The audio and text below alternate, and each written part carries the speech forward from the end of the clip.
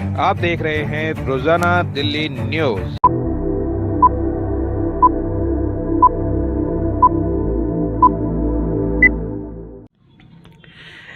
नई दिल्ली, मैं दीपक कुलवे, रोजाना दिल्ली न्यूज से। मेरे साथ नारा लगाएंगे, Congress party, Congress party, Lovely ji, Congress party, Rahul Gandhi, खड़गे जी, सोनिया गांधी। तो मेरी प्रार्थना है तमाम साथियों से कि आप जोरदार तालियों से जब तक ताली बजाते रहें, जब तक लवली जी मंच पे नहीं पहुंचे, जोरदार तालियां मिले, बजाइए जोरदार तालियां। भाई ये पीछे वाले क्यों नहीं बजा रहे? ये प्रतिज्ञा तो इसलिए है कि सब मिलकर इनको भगाएंगे। ये एक आदमी की प्रतिज्ञा नहीं है, सामूहिक प्रतिज्ञा है। ये तमाम साथी यहाँ पधार रहे हैं। उनकी बात सुनते हुए हम यहाँ आए, जिसकी वजह से हमें आने में समय लगा। तो मैं आपका धन्यवाद करना चाहता हूँ, किराड़ी जिला कांग्रेस कमेटी के सारे पदाधिकारियों का, उसके अध्यक्ष हमारे भाई सुरिंदर जी का, रोहिणी के सभी साथियों का धन्यवाद करना चाहता हूँ। और मैं आपसे एक बात कहने के लिए यहाँ पे आया हूँ।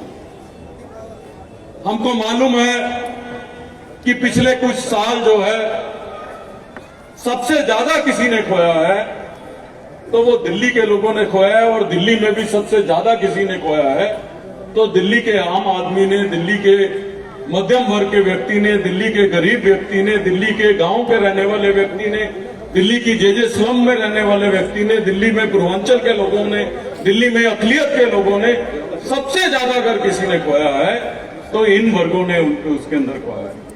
और केंद्र में बैठी ये गूंगी और बहरी सरकार,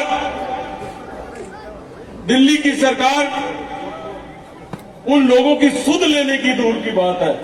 जब उन लोगों की सुध लेने के लिए हमारे नेता राहुल गांधी सीधा उनसे संवाद व्यक्त करते हैं तो उनकी पीड़ा दूर करने की बजाय इनको राहुल गांधी से परेशानी हो जाती है कि वो सीधा का सीधा जो है वो गरीब आदमी के साथ, आम आदमी के साथ संवाद क्यों कर रहा है। और मैं आप लोगों से ये कहना चाहता हूं, दिल्ली के प्रत्येक, आज हमने इस रैली का नाम भी प्रतिज्ञा रैली इसलिए रखा है कि हम आपसे ये कहने के लिए आए हैं कि हमारा नेता राहुल गांधी तो आपकी लड़ाई लड़ रहा है। कांग्रेस का प्रत्येक कार्यकर्ता उसी मजबूती के साथ आपकी लड़ाई लड़ेगा जिस मजबूती के साथ राहुल गांधी आपकी आवाज उठा रहे हैं, राहुल गांधी आपके लिए लड़ाई लड़ रहे हैं। मैं आपसे ये कहने के लिए आया हूं, हमने भवाना क्षेत्र इसलिए चुना है इस रैली के लिए, आज में अगर सबसे ज्यादा किसी का नुकसान हुआ है तो वो किसान का और जवान का नुकसान हुआ है। जब राहुल गांधी अग्निवीर की बात उठाते हैं तो राहुल गांधी को मालूम है कि किसी बड़े घर का लड़का फौज में भर्ती कर रहे हैं, खर्चा हो जाएगा, ये हो जाएगा, अडानी को कुछ पैसा दे रहे उसकी परवाह नहीं है, लोगों के पास पैसा जाएगा तो सरकार का खर्चा हो जाएगा। जो राहुल गांधी ने उस समय चिंता व्यक्त की थी, 2 दिन पहले एक किसान का बेटा LOC के ऊपर अपनी जान खो बैठा, देश के लिए गया था, अग्निवीर में भर्ती हुआ था, वो अपनी जान खो बैठा। वापिस में जब उसकी अंत्येष्टि के लिए उसकी डेड बॉडी उसके परिवार के लोगों को मिली तो मिलिट्री की गाड़ी में नहीं आई, एक एम्बुलेंस में आई। आसपास जो फैक्ट्रियां हैं, पार्किंग भवाना में बनाएंगे कि नहीं बनाएंगे, लेकिन पार्किंग टैक्स वसूलने का काम जो है जरूर ये सरकार करेगी। हमने जो है हमें देवेंद्र जी ने बताया था, हमको सुरिंदर जी ने बताया था, और हमने सुरिंदर जी को कहा था कि हमारी रैली होने दो, और हमने मैसेज भिजवा दिया था कि कांग्रेस की भवाना में रैली के बाद हम इस सरकार की ईंट से ईंट बढ़ा देंगे, लेकिन जो है भवाना के लोगों से जो है अनलॉफुल जो है वो पार्किंग टैक्स नहीं लेने देंगे, हमारी रैली से पहले ही आपके सामने। तो आप लोग समझ लीजिएगा, अगर कांग्रेस ने कमर कस ली है तो कांग्रेस के डर से ये भी आपके आगे झुकेंगे। लेकिन याद रखिएगा कि डरना इन्होंने तभी शुरू किया जब कांग्रेस पार्टी ने दिल्ली में अपनी कमर कस ली है। ये निवेदन करने के लिए भवाना के लोगों के बीच में जो है मैं आज आया हूँ। भाई सुरिंदर जी जिक्र कर रहे थे कि भवाना के लोगों का पानी की समस्या है। कांग्रेस केवल भाषण देने के लिए आप लोगों के बीच में नहीं आई है। हम केवल नारे लगाने वाली पार्टी नहीं है। हमने जब हम सरकार में थे तो तब भी हमने कंक्रीट काम किया था, और आज भी हम अगर ओपोजिशन का भी रोल कर रहे हैं। अभी मेरे पूर्वांचल के लोग मुझसे मिले थे, वो पूर्वांचल के लोग मिले थे कि छठ पूजा के लिए घाट का प्रावधान नहीं है, छठ पूजा वाले दिन ड्राई डे घोषित नहीं किया इन्होंने, छठ पूजा को ये त्योहार नहीं मानते। तो हम अपने पूर्वांचल के लोगों के लिए भी एलजी से मिलने गए थे और उनकी मांग बना के हम एलजी के साथ लेके आए। आज भाई सुरेंद्र जी ने बवाना के पानी का जिक्र किया है। मैं आज आपसे कह के जा रहा हूं कि कल हम एलजी से टाइम मांगेंगे, और जब भी टाइम मिलेगा बवाना के लोगों के पानी की समस्या की बात को भी उसी तरीके से हम पुरजोर तरीके से उठाएंगे, जैसे हमने पूर्वांचल के लोगों की बात की थी। और ये सब बातें मैं आपको इसलिए कह रहा हूं कि महज हमारा नारा देने का काम नहीं है। आपसे एक आह्वान करके जाना चाहता हूं, अपने ब्लॉक कांग्रेस कमेटी के प्रेसिडेंटों से आह्वान करके देना चाहता हूं।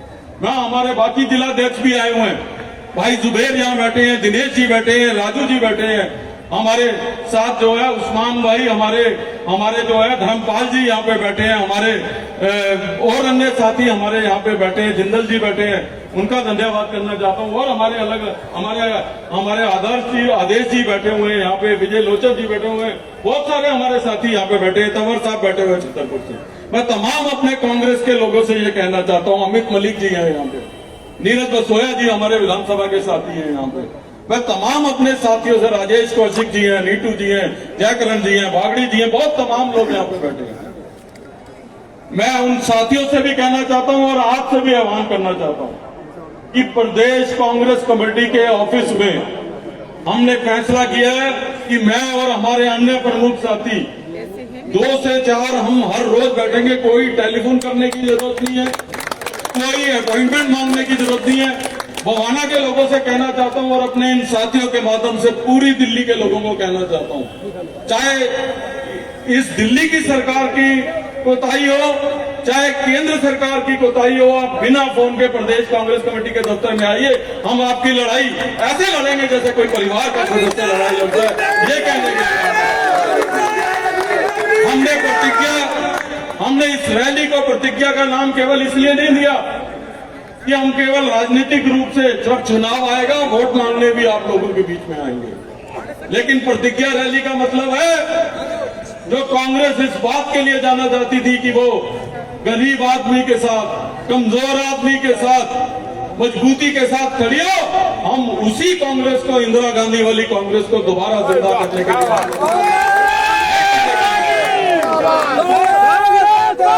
आज अगर हम ये बात कर रहे हैं कि जवाब दो, हिसाब दो, हम आपको चेताने आए हैं, क्योंकि कहते हैं कि कमजोर आदमी कभी मजबूत लड़ाई नहीं लड़ सकता।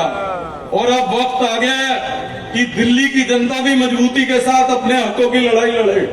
जिन लोगों को आपने चुन के भेजा था उन लोगों से जवाब और हिसाब मांगने का टाइम आ गया, चाहे वो लोकसभा के अंदर हो, चाहे वो विधानसभा के अंदर हो, चाहे वो नगर निगम के अंदर हो। हमारा एक निगम पार्षद है इस इलाके से बंदी, और मैं दावे के साथ कह सकता हूं कि हमारा निगम पार्षद बाकी सब निगम पार्षदों से भारी है। ये हमारे और उनके काम के अंदर जो है फर्क है। तो मैं आपसे ये कह रहा था कि हिसाब मांगने का और जवाब मांगने का हिसाब आ गया, समय आ गया। और ये भारतीय जनता पार्टी दिल्ली के लोगों को बेवकूफ समझती है, कम अकल का समझती है, लेकिन हम इनको बताना चाहते हैं कि और ज्यादा तुम्हारा तमाशा चलने वाला नहीं है। 5 साल इनका एमपी काम नहीं करता, 5 साल के बाद आते हैं उसकी टिकट बदल देते हैं। अब फिर चर्चा है कि 7 एमपी की टिकट बदल देंगे और कहते हैं जी ये 7 एमपीज ने काम नहीं किया था इसलिए हमने इनकी टिकट बदल दी। भाई 7 एमपीओं को लेके भी तो तुम ही आए थे टिकट देने के लिए, कोई जनता तो गई नहीं थी कि इसको टिकट देता उसको दे दो। इस बार तुम्हारे ये कहने से केवल ये हमारा मेंबर ऑफ पार्लियामेंट निकम्मा था, हमने टिकट बदल दी, चलने वाला नहीं है। अगर मेंबर ऑफ पार्लियामेंट निकम्मा था तो भारतीय जनता पार्टी भी उतनी निकम्मी थी जितने हैं ऐसे लोगों को जो है अपनी टिकट ठीक है भेजी। तो इसलिए दिल्ली की जनता को तैयार रहना चाहिए कि इनके बहकावे में नहीं आना, इनके बहकावे में नहीं आना।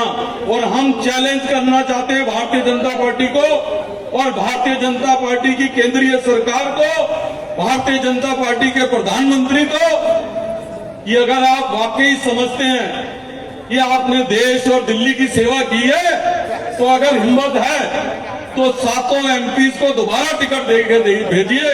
दिल्ली के लोग प्रतिज्ञा लेते हैं, इन 7 को जो है हम भारी बहुमत से हरा के देंगे। और प्रतिज्ञा लेते हो तो उम्मीद है कि दोनों हाथ खड़े होके जो है आज यहाँ पे प्रतिज्ञा लेके जाइए कि इस भ्रष्ट और गरीब विरोधी सरकार को हम दिल्ली से उखाड़ फेंकेंगे और राहुल गांधी और कांग्रेस पार्टी को पुण्य सत्ता में लाएंगे। धन्यवाद। जय हिंद।